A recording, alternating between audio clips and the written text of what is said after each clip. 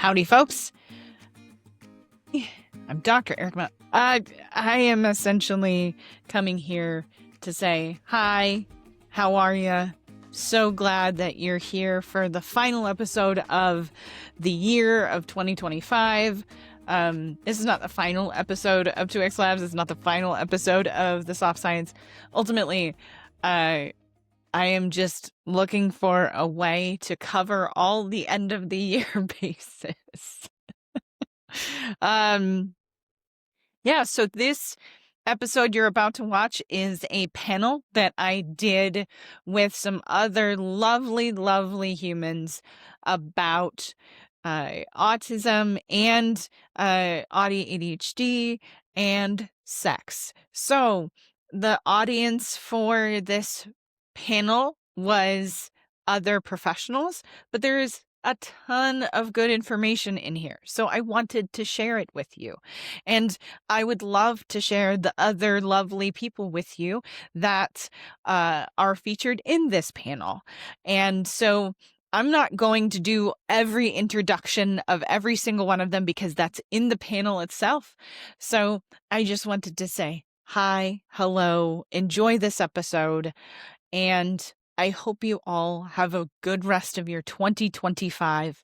Please take care of yourselves. Please rest while you can. Please get out of the news cycle when you can. And simplify as much as you possibly can for 2026 so that we can continue to deal with all of the things and dumpster fiery type events that may or may not come to place in 2026. I will see you on the other side. You can tell it's time. It's time for the year to end, and it's time for my brain to need a vacation very, very much. I like to say this to all my patients. I'm like, this time of year, the holidays, all of it, from October to the end of the year till after New Year's, is what we call the therapist shit show Olympics. Because everybody wants an emergency session. Everybody wants to talk about preparing to see their families or loved ones or whomever. And everybody wants to debrief afterwards. So us therapists have to spend a lot more time taking care of ourselves. And one of the ways that I am doing that this year is I am not recording any more episodes. I may not even record any more social media for the rest of December because your girl is tired. Anyway, I hope you all take some much needed rest as well. And I will see you in 2026. Howdy, folks. Welcome to our neurodivergence and sex panel. We're so happy to be here with all of you at Autistic Clinical Insights. I am joined by my fellow neurodivergence and sex nerds. We decided it's a band name. Kate Morrow, myself, Dr. Erica Miley, Frank Flosky, and Dr. Cade Sharp. Y'all, we get to jump right in. We're so glad to all of us to be together. I'm going to start our slideshow so that you all can come along with us. This is a topic that is near and dear to all of our hearts. All right. Can everybody see that? Looking good. Lovely. All right. Cade, you're going to start us off with objectives. Yeah, so jumping right in, when you all signed up, maybe you saw our presentation program. We are going to be covering a couple things today. So first of all, you'll leave here being able to summarize the unique sexual experiences and challenges faced by autistic and AuDHD individuals. You'll develop skills to engage in meaningful conversations about sexuality, kink, and intimacy with autistic and AuDHD clients. And you will apply adaptive techniques for sensate focus that cater specifically to the sensory and relational needs of autistic and AuDHD clients fostering an inclusive therapeutic environment. Woohoo! And on the flip side, the limitations today, currently there is not a wide variety of research. In fact, a lot of the stuff that's out there is quite outdated and stigmatizing, pathologizing. So what we're trying to do is bring you some of the more recent research. 2016 and on is where you really see a shift in how autistic people are discussed and whether or not we're included in the research about us. So we're going to try to keep it current. There's also some stuff we might share that's a little more anecdotal and just very common in the autistic and ADHD communities. Also, each client and their experiences are going to be unique. So although we might give you some really solid, great suggestions and ideas today, at the end of the day, it comes down to your clinical judgment with that client that's right there with you that you're working with. So take what we say and adapt it. Make it work for your clients. Also, each of us bring pretty unique lived experience perspectives into the space and clinical knowledge. So what we know may not actually match the experiences of your clients or their needs. Again, boils down to clinical judgment. Take what seems useful, you can leave the rest. And then finally, the topic of sex, especially for our neurodivergent clients, it's not really like a one and done, you take one 75-minute course and suddenly you're good to go forever. Please keep receiving ongoing consultation, extra education. But we are excited that you're here with us today. This is me. I'm Dr. Erica Miley. I'm a clinical sexologist, a certified sex therapist, sex researcher. I have ADHD combined type with a house full of neurodivergent humans. So many of us. I'm super passionate about how neurodivergence and how all of us experience sex and kink. Don't get me started on the lack of research. Kate already started us off with one of the huge limitations. And generally, I love to crochet, paint, quilting, and play video games. Big surprise, there are 25 hobbies on that list. Hello, my name is Frank Flosky. I'm a licensed clinical professional social worker here in Chicago, Illinois. If anyone out there is from Chicago, woohoo. I am queer. I'm also autistic, ADHD. And areas I work with are, sex therapy and also therapy in general with neurodivergent folks, especially around areas like creativity, motivation. Those are some big areas of interest of mine lately. And then, just non-therapy related. A cat Elijah, who may be jumping on the couch from time to time. I have to be sessions here, so he's like my little assistant. And I enjoy sewing and running. So those are two of my hobbies that help me with self-care. All right. The two Chicagoans in a row. I am Kate Morrow. I use they, them pronouns. I am queer, trans, non-binary. I am autistic and ADHD and polyamorous. I have a master's in couple and family therapy, so I'm a licensed marriage and family therapist.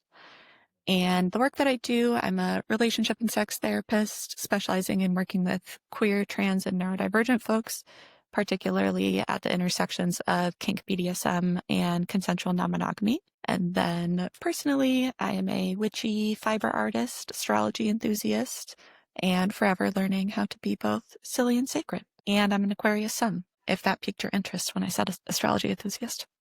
I was like, we need to talk after this, Kate, for Done. real. Awesome. Yeah, and I'm Dr. Cade Sharp. I use here, they pronouns. It's always hard to know what to include on these slides. So a few of my identities, I'm disabled, white, autistic, queer, trans. I'm a licensed independent clinical social worker over in Southeastern Washington, not too far from Erica.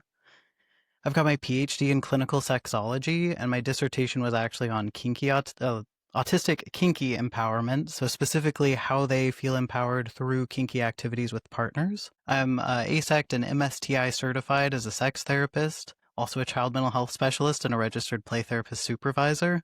And since everybody's mentioning their cats, I also have 2 senior adopted cats, Ozzy and Molly. Hopefully they won't be making their way out here, though. That's me.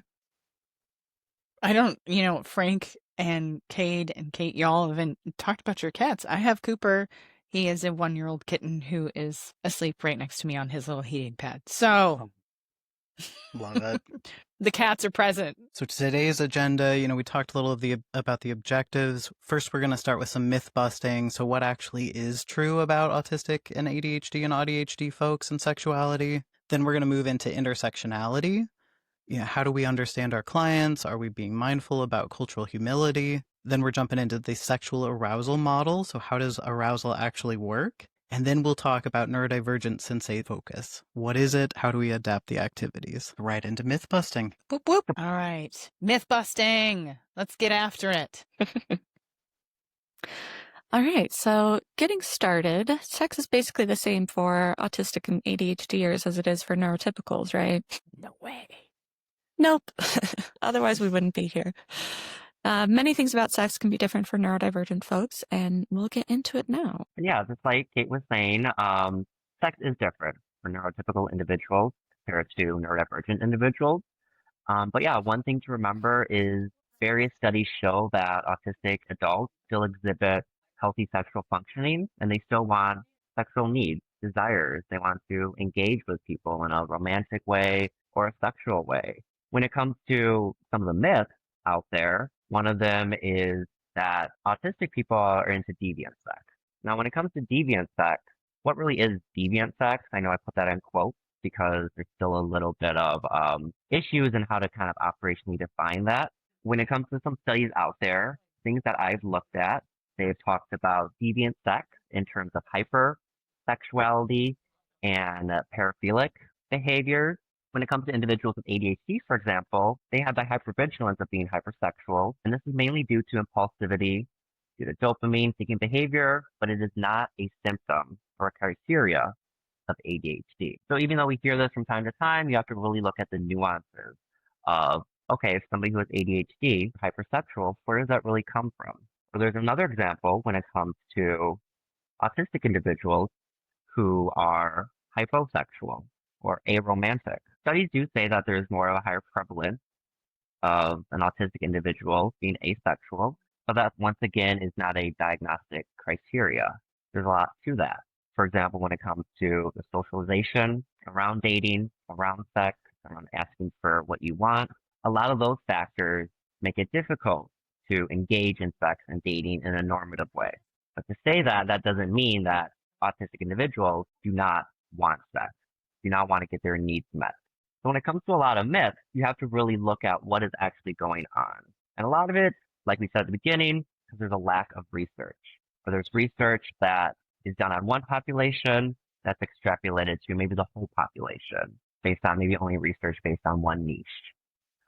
So a thing to take away is that neurodivergent individuals experience the same range of sexual and romantic desire as neurotypicals and deserve support and education. I think I won't speak for all of you, but when we first all met together, I feel like this was the place where we were all got the most animated because of all of the things that we all hear. Would you say that that's the case? Is this kind of like be your soapbox? Is this what that causes in you when you hear this stuff? Yeah, I think would. so. Yeah. No, go ahead.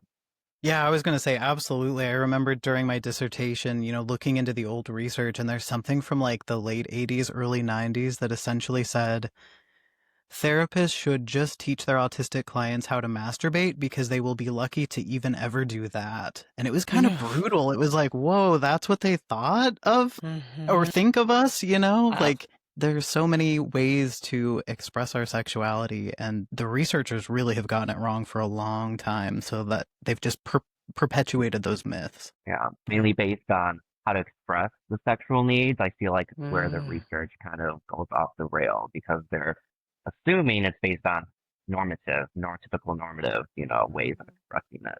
Yeah, I feel like a lot of autistic individuals are just myths, kind of, lumped into a group. It's unfair for them. Absolutely. I think a lot of this is shifting in research. Mostly because we're all sitting here, right? Like we're all talking about this. All of us who are neurodivergent and that are clinicians, but also researchers, we're bringing the attention to that. Hey, researchers, all of you researchers who aren't neurodivergent yourselves, prescribing what you think you see, I think really does and has added gasoline to this idea of the non-sexual autistic or AuDHD person, or that they're hypersexual if they have a higher sexual interest, that just continues to be pervasive, that so many of us are having to fight really, really hard against. Any other reflections? All right. Research saying that, autistic individuals are more likely to identify as LGBT plus. Once again, correlation doesn't mean causation. A lot of assumptions by that because there's less societal pressure, kind of, sticking to the norm. That's usually one of the underlying factors.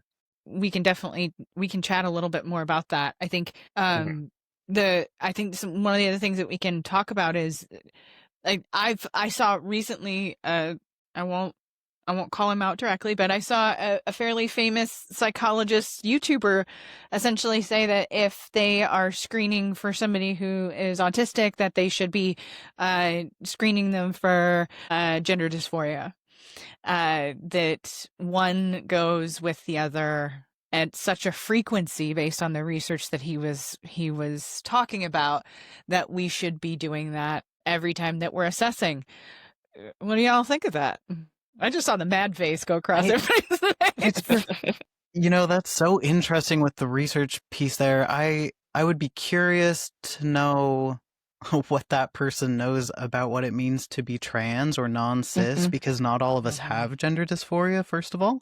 Yeah. And then secondly, I would want to know why your client is there. Like, why is this a first step? If, is this related to their goals, or are you just wanting to go there? What use is that? What's going to happen next with that information, regardless of what you find?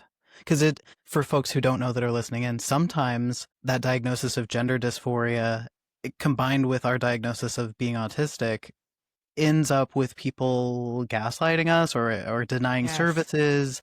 I think it's something like 30, I'd have to double check. I think it's like 30% of autistic teens who wanted gender affirming care were questioned about that because of their autism diagnosis. So I'd be very cautious with that. Absolutely. I think that's being kind, Cade.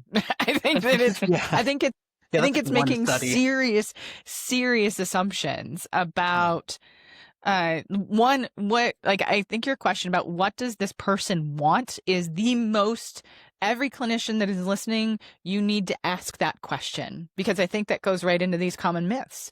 What if you are doing the assessing, or if you are doing, if you're working with them around their sexuality, or whatever the case, whatever your role is as the clinician, you really need to center yourself on what does this person in front of you want and need, not what you think they want and need. Frank, did you have any other follow-ups that we missed? No, I mean, I was going to say, yes, that is true that, when it comes to individuals in therapy, it's very easy for the therapist to kind of, put on an agenda. So yeah, when it comes to that myth that all autistic people are queer, once again, research says there's more of a prevalence, but you have to ask yourself why.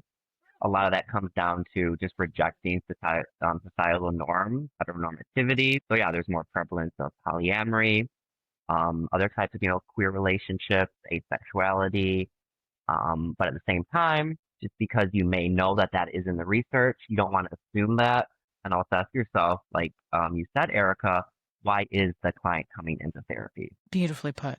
Beautifully put. Autistic, AuDHD, and ADHD sexual facts.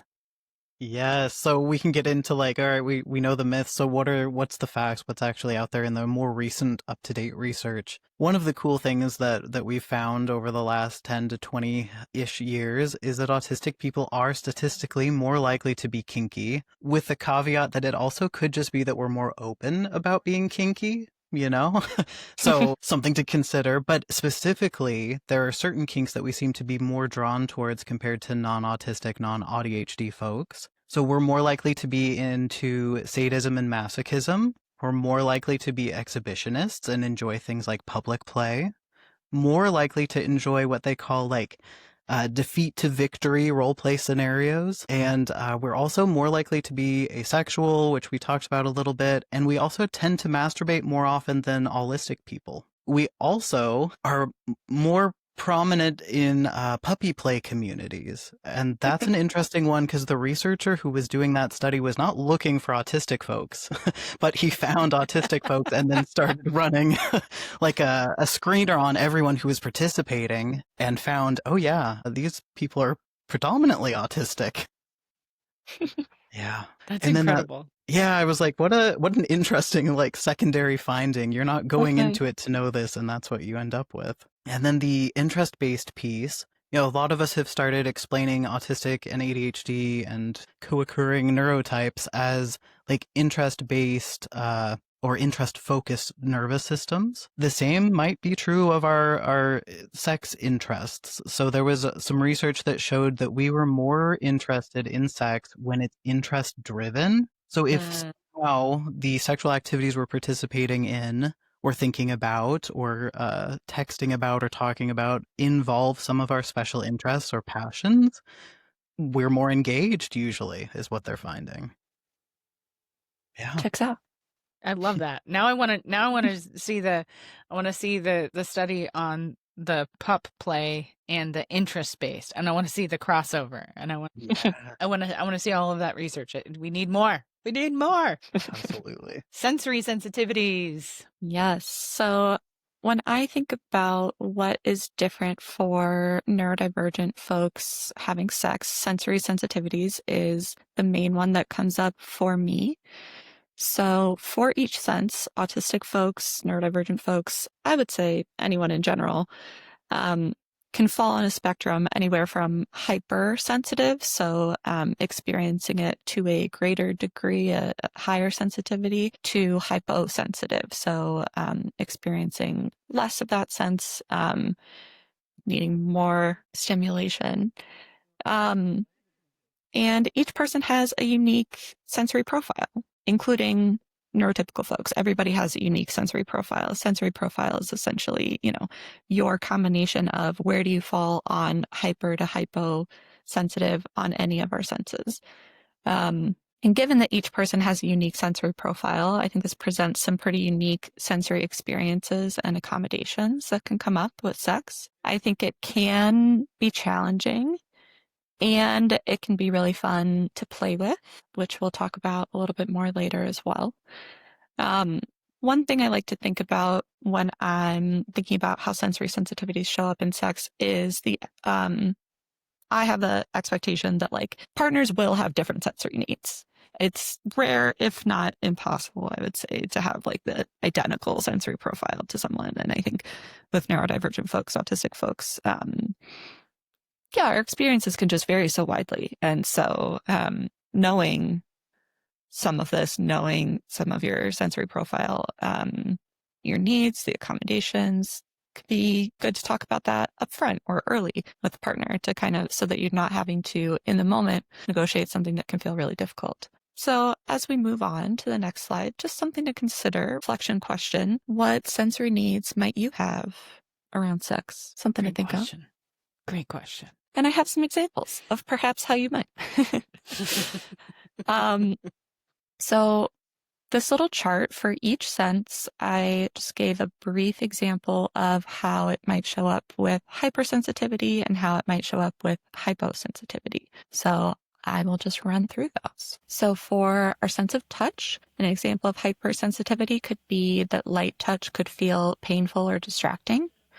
For instance, hair sensations, fabric, a gentle caress that many people perceive as romantic can be experienced as really physically distressing or painful. Also with hypersensitivity, maybe you might not like certain kinds of touch. So, for instance, like touch with like finger point, kind of pokey is how I refer to it, versus like a flat hand. Stuff like that. And then for hyposensitivity, that could look like someone needing deep pressure, rougher touch, or more intense stimulation. For taste, hypersensitivity could be that one could find bodily fluids or flavored lubes or products gag-inducing or intolerable. which I think can bring up a lot of shame for folks, particularly the bodily fluids part. And so it's good to know that that is just a part of some people's sensory profile. It doesn't have to mean anything. There's not a moral value judgment in that. And then on the other side, someone is hyposensitive to taste. They might not notice strong tastes, and so maybe would be more open to something flavored products, not minding bodily fluids as much. For our sense of smell, hypersensitivity could look like being overwhelmed by scent in general. And I think with sex, there can come a lot of scents. So your partner's breath, their body odor, any perfume, the type of lube that you're using. I think this is another one that can really bring up a lot of shame for folks, particularly the like breath and body odor sensitivity in my experience. And again, just recognizing that like it's not you're not saying something negative about the other person. It is really just the hypersensitivity can be really intense for some folks. For hyposensitivity for smell, that might look like maybe not registering strong smells in general. And so perhaps being less impacted by your partner's hygiene or the environment that you're in, which can be convenient if that's the case. For sight hypersensitivity, things like bright lights, clutter in the environment, or eye contact might feel too intense. In particular, I think about the phrase intimacy overwhelm with eye contact that can come up in sex, where, I think a lot of the idea culturally of like really romantic sex is like staring at your partner in the eyes and having a really, connected moment. But that can be distressing to some neurodivergent folks, to some autistic folks. And again, I think just with all of this, it's not a value judgment. It's not saying you don't want romance. It's not saying that you don't want to be in that moment with that person, but sometimes it can just feel like a little bit too much.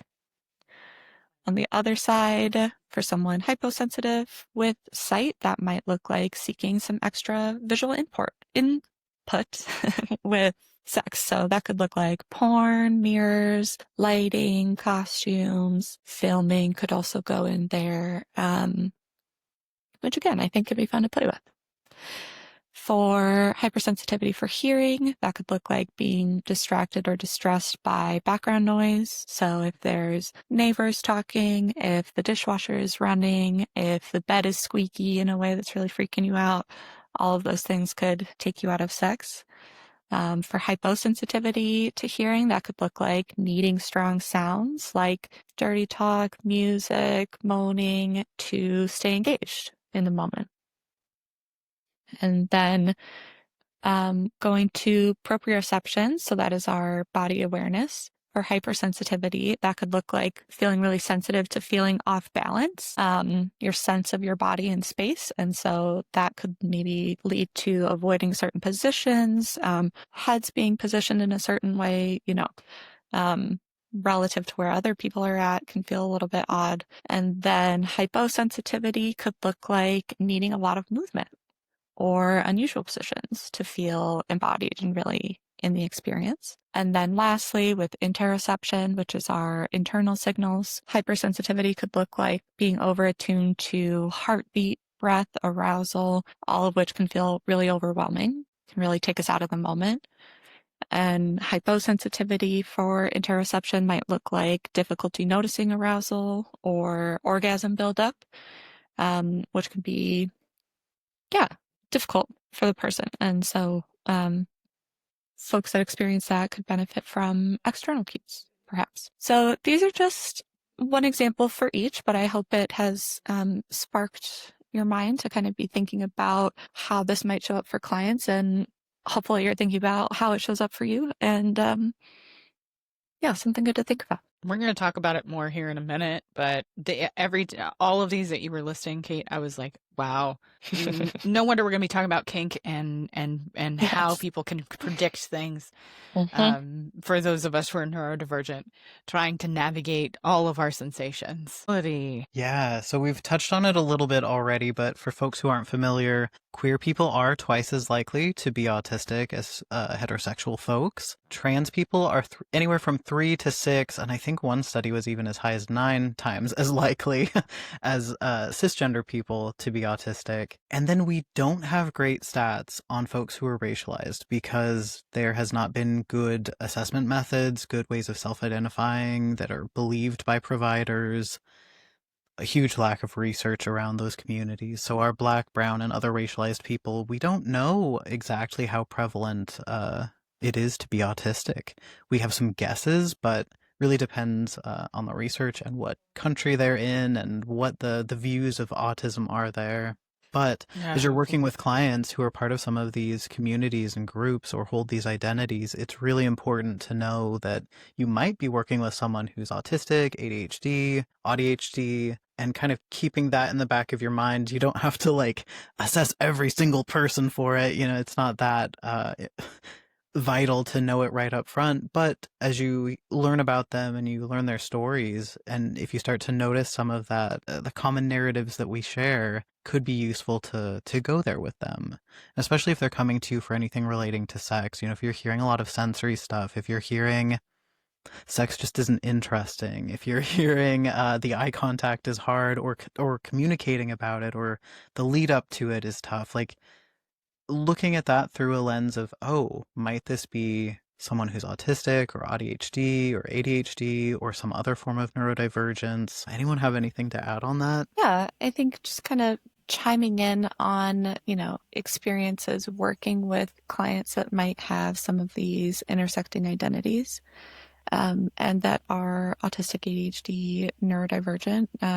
For working with queer and trans folks, I find that being able to have or to help clients facilitate conversation around areas that they're not comfortable with, touch and play in particular, can be a really another great thing to be able to talk about ahead of time.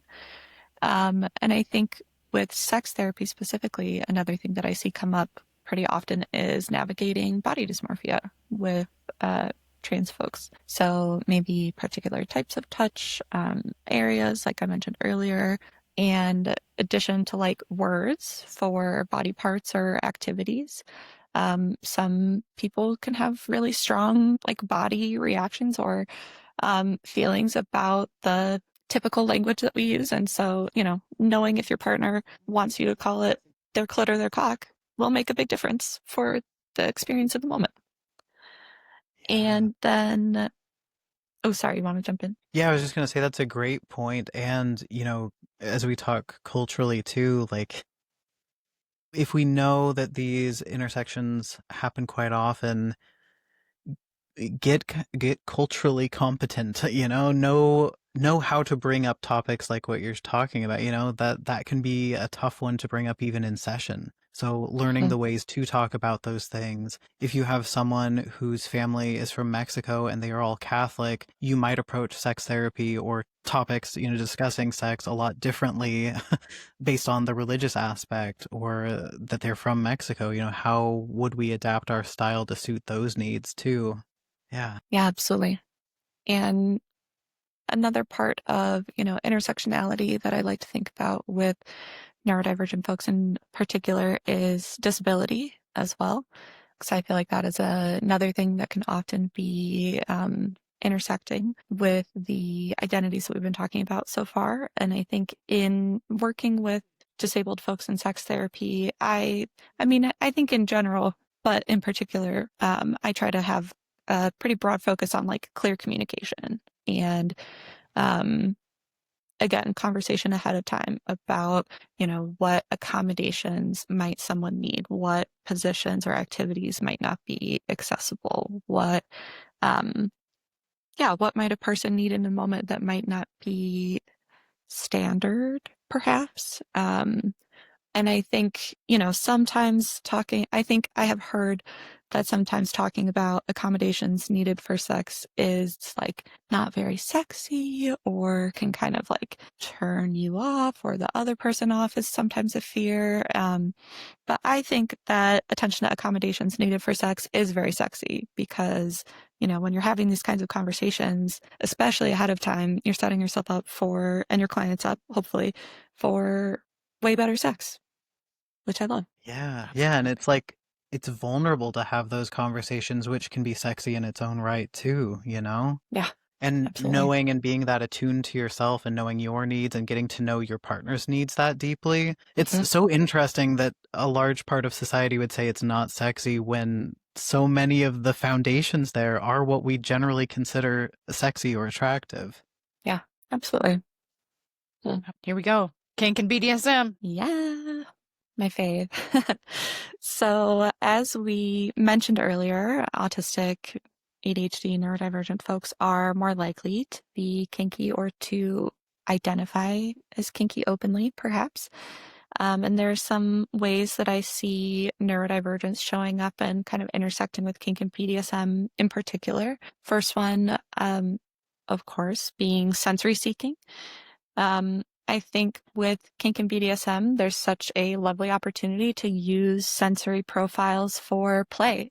There's so many different possibilities depending on each individual person's hyper sensitivities and interests that can be really, engaging and fun to play around with. So for instance, bondage, impact play, temperature play, there's so many possibilities when we use our sensory profiles. In addition to then, of course, accommodating the parts where we do struggle. I think another piece that I see is that kink and BDSM can be really great for clear and direct communication, which we could call scripting, perhaps.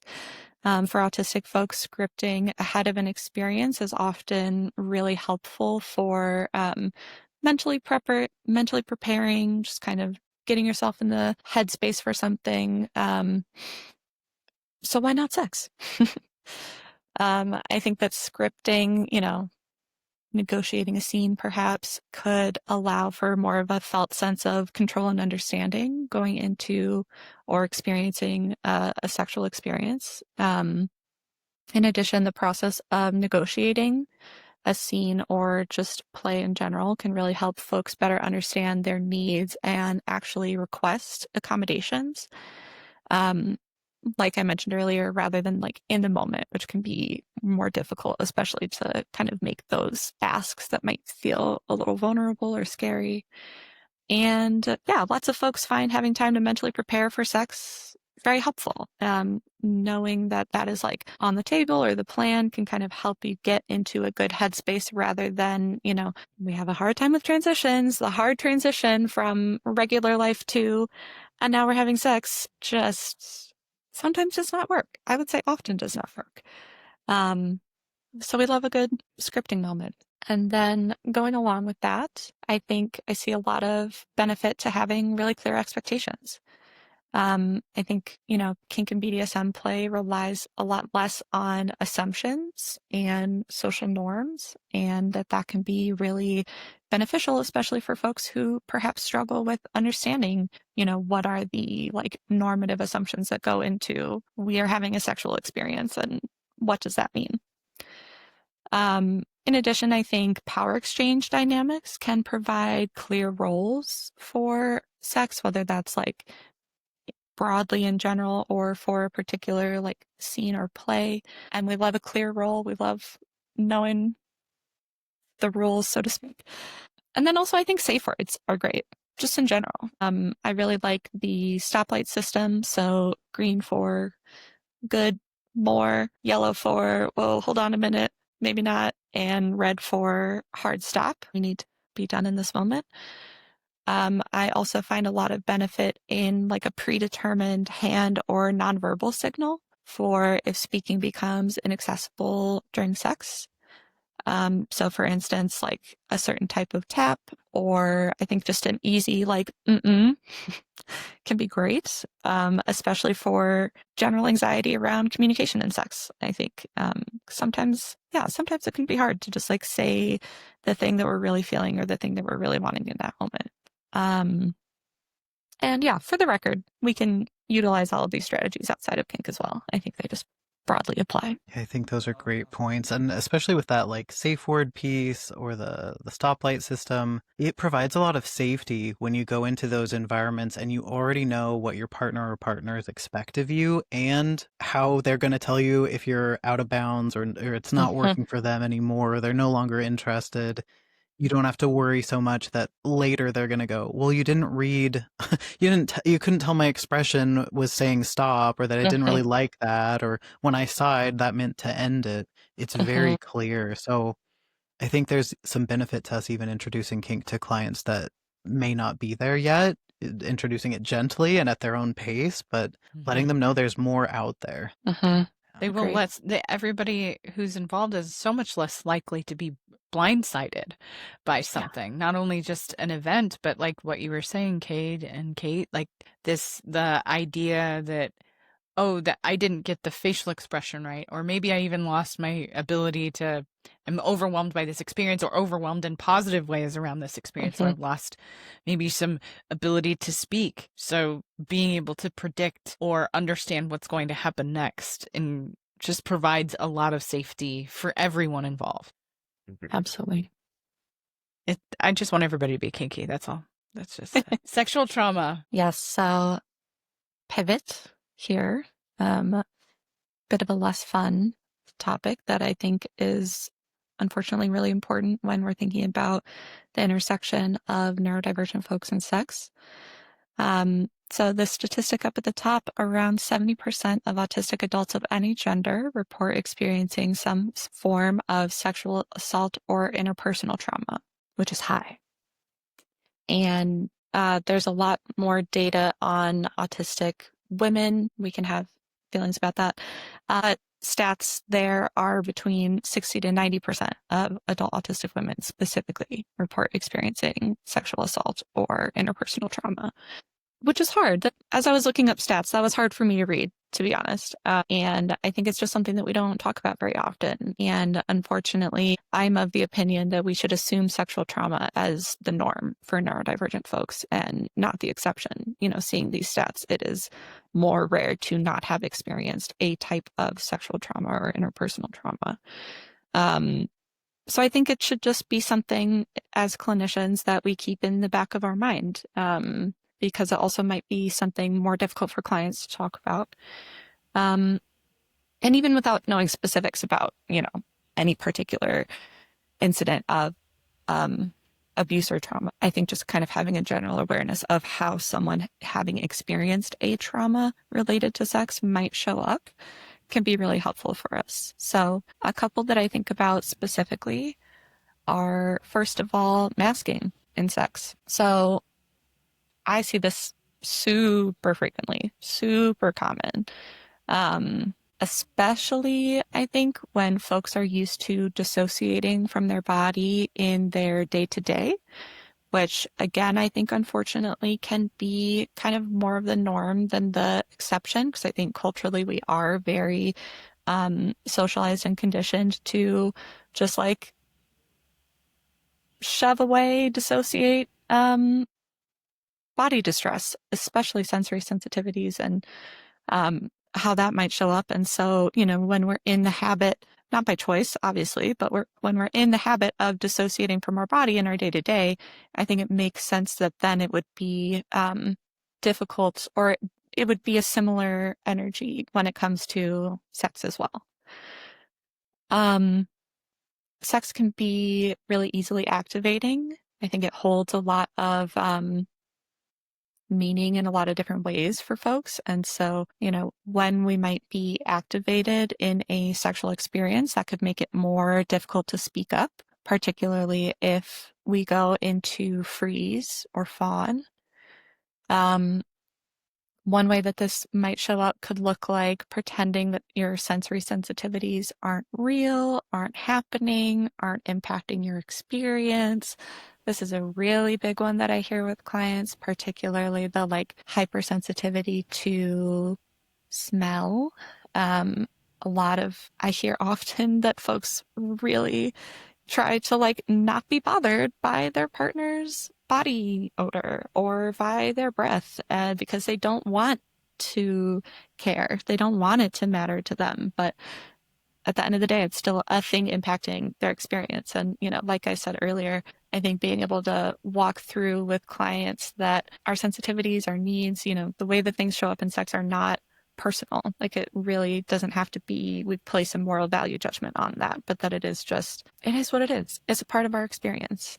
I think another way that masking can look could be pretending to not be bothered by boundary pushes or consent violations. Again, unfortunately, with experiences being activating and with masking kind of being a person's norm, it can be really easy, especially again, if we're in that like freeze or fawn state, to just shove it down and not say anything about it and just try to pretend like everything's cool and we actually don't care. And then later processing and having a lot of feelings about it. And I think that in and of itself, we could consider a moment of sexual trauma, of having to, deny your own needs or experiences in that moment. So I think in working with clients and masking, we want to help clients make unmasking during sex to their comfort level, because again, in general, we don't want to expect that everyone wants to be 100% unmasked all the time.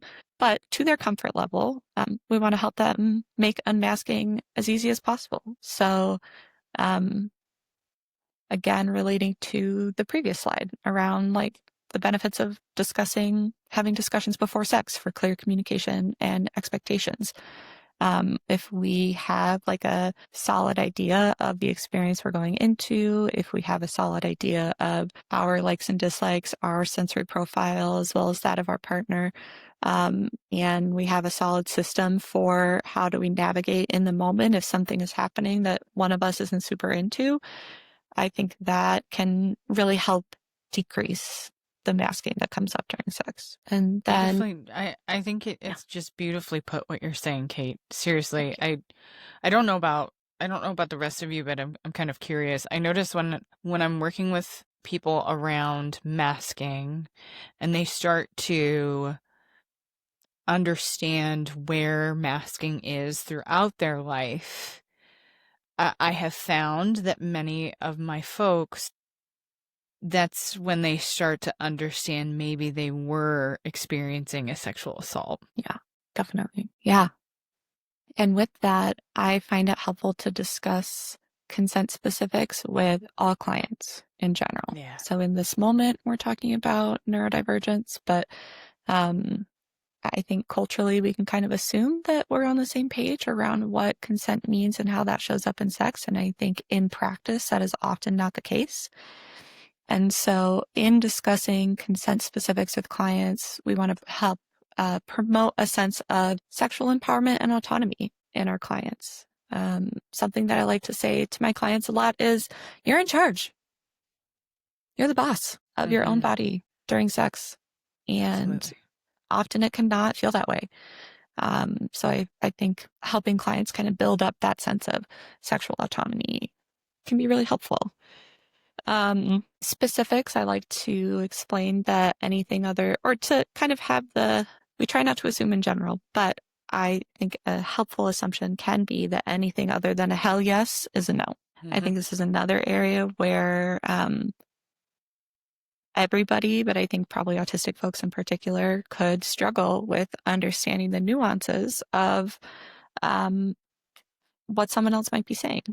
Is a maybe later actually a maybe later, or is that person not feeling able to say a hard no in that moment, putting the expectation on ourselves that we need to be able to like accurately decipher that in the moment, I think is just unrealistic and can lead to a lot of distress on both sides. I also talk to clients about how substances impact our experience of consent. And I also want to draw attention to how being inebriated might make it harder to speak up in the moment, going back to masking during sex. And I also like to explain coercion to my clients, that if you say no and you get a response of someone trying to make you feel bad, or, oh, are you sure? I really wanted to. It would really mean a lot to me, anything like that. It's coercion.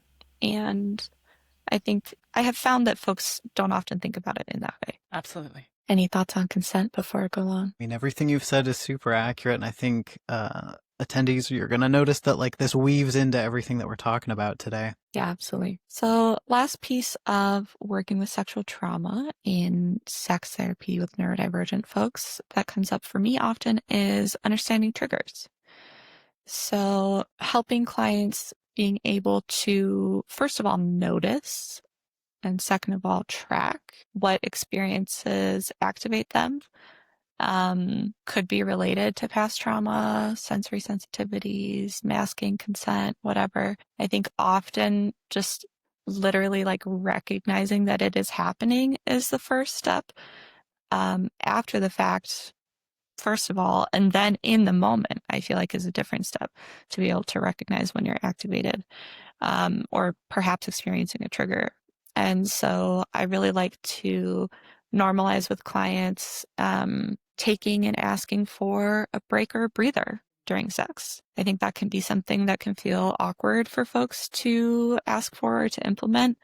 But I think, again, in general, for all people, not just neurodivergent people, I think that's a skill that is really helpful to build in a relationship and in your, personal comfort with that. And that any slowing down or pausing doesn't have to mean, and now we're done and you ruined it and the moment's over forever, but that you can give yourself a second, say, I need to take a breather, give yourself a chance to feel the feelings that are coming up in that moment, to acknowledge them, to take a second to breathe, come back into your body, and then make the decision to re-engage if you want.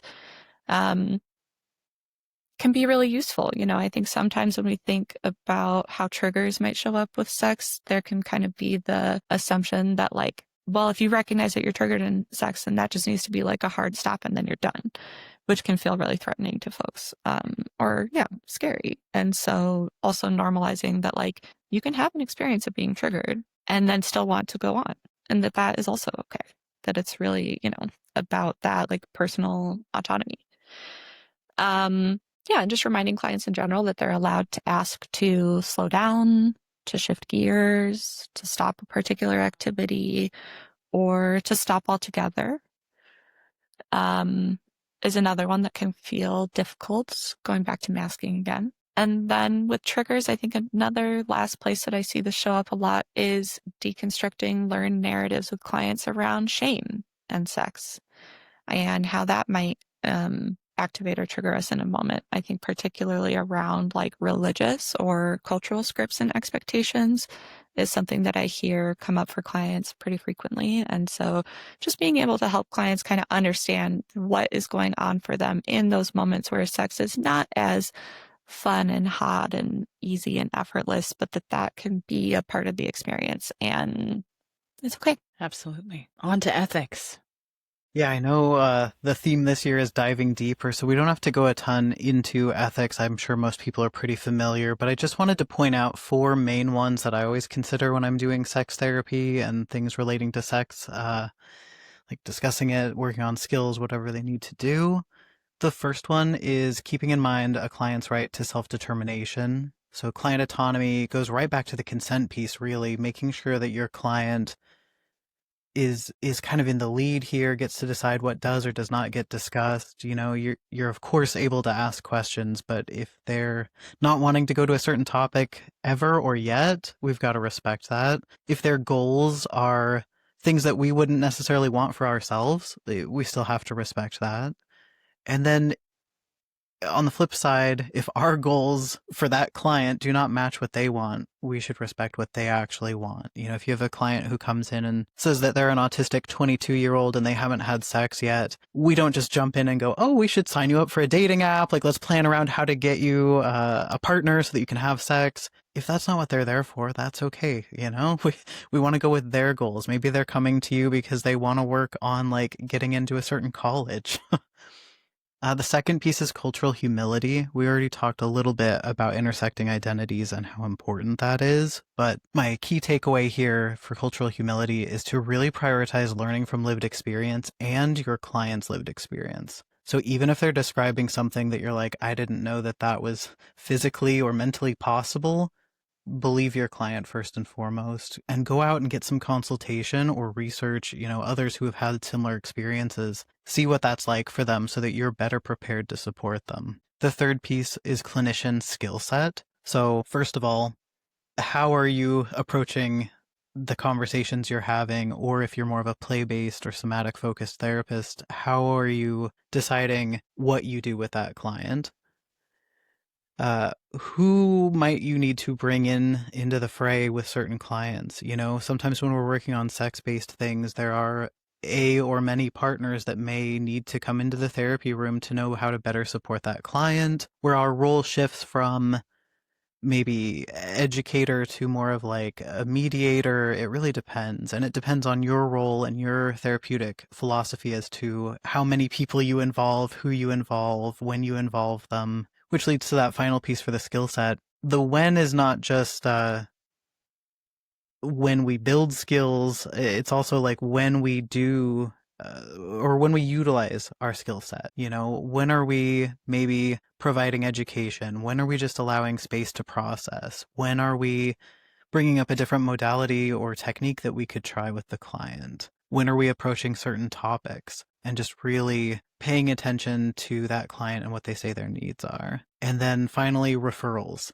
Another when question. When might you need to refer out? Because we can't be everything for everyone and we can't have unlimited skills. So kind of assessing for yourself, where are some places that maybe you hold some bias that you need to work on? So if you had a client who came in and a few months in, maybe you find out that they have an OnlyFans career that you didn't know about. Is that going to be a deal breaker for you to still hold them in unconditional positive regard? Or maybe they come in and they're struggling with POCD, like pedophilic OCD. Is that something that you're comfortable with working with, you have skills around, or would that be a time to refer out? And then finally, who will you refer people to? So I like to have a little list of go-to, here's where I might need to refer someone out. Who would I send them to? So I've got that list already, because often when we suggest referring a client out or terminating, it can feel like we're judging, like it's a value judgment on the client, but it's not, And so when we already have that prepared, I think it just makes things go smoother and it takes a lot of that guilt or stigma out of it. That's it for this one. Absolutely. I mean, big surprise, all of us are giant nerds. That's why we got this band together. So we're actually we want to make sure that we prioritize your time for questions. So we're going to move on to a couple of their slides, and you can ask us about the slides we didn't get to talk about today, but just some of mine and of course Kate too. But we're going to talk sensate focus. Come on, Frank. Oh, sensate focus. Yeah, when it comes to sensate focus, it is a technique in sex therapy originated by Masters and Johnson, basically designed to reduce performance anxiety and help people connect with physical intimacy in a non-goal way. When we think of sex, especially heteronormative sex, we think of getting to penetration, or the trope of, first base, second base, getting to the bases. So this kind of takes all that out of the mix. There's no goal at all. It's just about curiosity and exploring, and it's breaking down into some steps. Non-genital touching, these are the first step, just, to get the client, acclimated. Then it may include some chest, some genital touching with the breast, but not to the point of wanting to become aroused. Once again, it's just curiosity, exploring your partner's body, and also this could be applied to doing it on your own. So just exploring your own body. And then, there's a third step some people include, which incorporates lotion. And then that could just be another extra sensory thing. And there's a nice Cornell Health article here, kind of, talks more about sensate focus and how you can apply that. But when it comes to applying that to specifically neurodivergent folks, there's a little bit of extra steps that you want to be aware of. This is a term that we've talked about a lot today, sensory differences or sensory sensitivities. That also leads into something that Kate was talking about, which was sensory profiles. It's about getting an idea of what your partner's sensory profile is, what senses they like, smell, taste, and senses that they don't like, that would be adverse for them in a sexual setting. And a technique is body mapping, is just literally going through the body. It's your body, your partner's body, to kind of get a check-in to see, okay, what does this zone do for you? What does this zone do for you? You can gradually go down the whole body to collect a lot of valuable information. And then that leads into what we were talking about with the spectrum slide, if you can recall, the hyper versus hypo sensitivities. That's another piece of information you want to get into account when it comes to examining your partner's sensory profile or your own sensory profile. And then there's another piece when it comes to environment and setting. You want to be extra aware, going to senses of the environment, of what would work best for whether it's the neurodivergent partner or in general what will work for you. So for example, heated blankets, that could be a beneficial extra thing to include. Having that weight could be beneficial, and just firm pressure. What does that pressure look like? Are you on a bed? Are you on the floor? Are you on a massage table? A lot of times when people think of pressure, they think of the person who's touching. But you also want to take consideration, the pressure that you're just naturally having, so the surface you're lying on. And then there's the area of communication. Sensate focus just in general promotes open communication by taking the expectation of penetration off the table. So you just want to be a little bit extra with that. By extra, what I mean is try to not mask. I know Kate kind of talked about that when it comes to masking as a piece of sexual trauma. Sensate focus really is a way to practice not masking. And another piece of that is asking your partner what grounding techniques work for them, what benefits them when they are deregulated.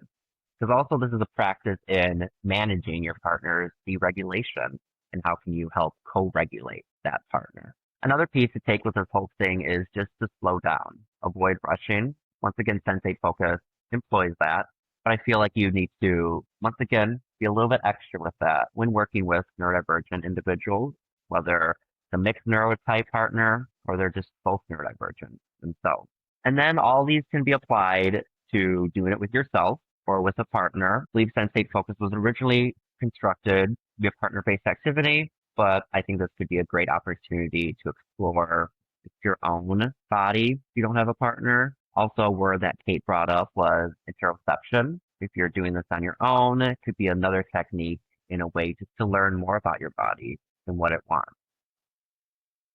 So yeah, just some takeaways. If you're the practitioner working with individuals wanting to practice sensate focus is open communication, really be mindful of sensory differences, and don't rush. Slow down and don't have them push through the discomfort just for the sake of the activity. Absolutely. Additional resources. Yeah, so we've got kind of a selection of books here. ADHD After Dark is maybe one of the first kind of modern books that talks about sex for ADHDers, so important to read that or at least know how to reference it if you're working with a lot of ADHDers. And then this book is kind of a collection of a bunch of different authors, but Exploring Autistic Sexualities, Relationality, and Genders. It covers a wide variety of topics, really does hit on the intersections regarding gender and transness, queerness, so I would recommend that. That book is a little more clinical, not so much for clients, unlike ADHD After Dark, which is a pretty casual book, great for clients. Then we also have Gender Identity, Sexuality, and Autism, another one that really hits on those intersections again, and I don't know about the rest of you. I would say it's probably more of a clinical book as well. And then finally, this book is not out yet. I believe it's like a pre-order or like get on the waiting list to hear about when it's released. But I had the pleasure of being on Dr. Dolly, I think she's going by Dolly Marie on her website, on her dissertation committee, and what her project was this book. It's called Bonded, An Autistic's Guide to the Healing Powers of Kink. So this is mostly for clients to use as like a self-guided, what kinks do I want to explore for myself? If I have a partner or multiple partners, how would I discuss this and explore this with them? If I want to go to what's known as like a munch or a dungeon, like actually get involved in the kink community, how might I do that? A lot of really good scripting in there, some kind of checklist type things, considerations. So I think if you go to the website there, you will get a chance to sign up for like the email list so you can hear about when it gets released. And then I've got the, under tools, I've got a sensation to kink flow chart that I created in conjunction with Sabrina Longley, who's another therapist, also kinky and autistic, I believe AuDHD. So we really went through and kind of like what Kate had in relation to sex about like hyper and hyposensitivities. We created one that it touches on all of the sensory systems and gives ideas for folks who are hyposexual and hyposensitive and hypersensitive as far as what to explore. And some of the kinks listed, we didn't say this here, but hopefully folks know not every kink is sexual in nature. So some of the kinks listed don't have to be used in a sexual way.